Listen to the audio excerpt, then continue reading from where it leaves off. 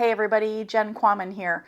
I wanted to take just a moment to thank all of our current AVMA volunteers and to share with some of you who might not be current volunteers to think about if that is something that's potentially in your future path.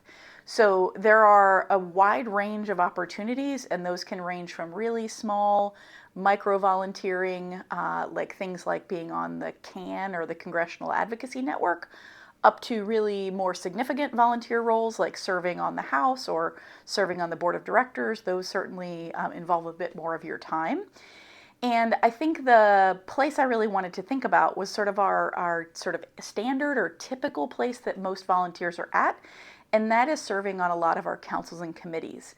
And if you've not thought about what that might look like for you, the typical role is that these groups are meeting 2 times a year for like a 1 or 1.5 day meeting. Normally, one of those is in person at the AVMA headquarters just outside of Chicago, and the other one is virtual. AVMA pays all your expenses and feeds you and does all those nice things when you volunteer.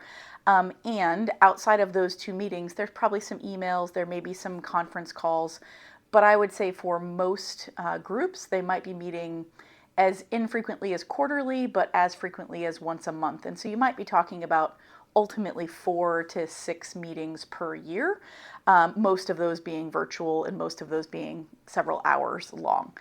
And so if you've considered whether or not to be a volunteer, I would really encourage you to do that.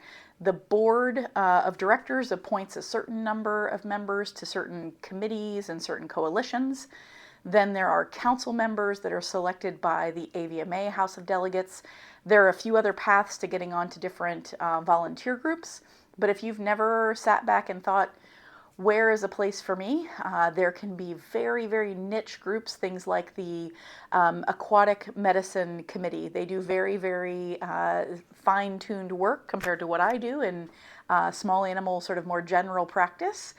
And then there can be folks doing a more broad perspective, like our Council on Veterinary Service, who is thinking about the delivery of veterinary medicine in a multitude of ways. And so it's a much more widespread target, if that makes sense. So lots of councils and committees, public health, research, antimicrobials. We have a group working on AI and advanced technologies, a group working with veterinary technicians and technologists. And so think about it. Take a look. avma.org/volunteer is where you will find a lot of this information. And I would encourage you, if you've never volunteered, dip your toe in. It's not as scary as it seems. And honestly, I think most people find it a very, very rewarding thing to do. So thank you so much. And I hope you have a great rest of your day, no matter what you might be doing.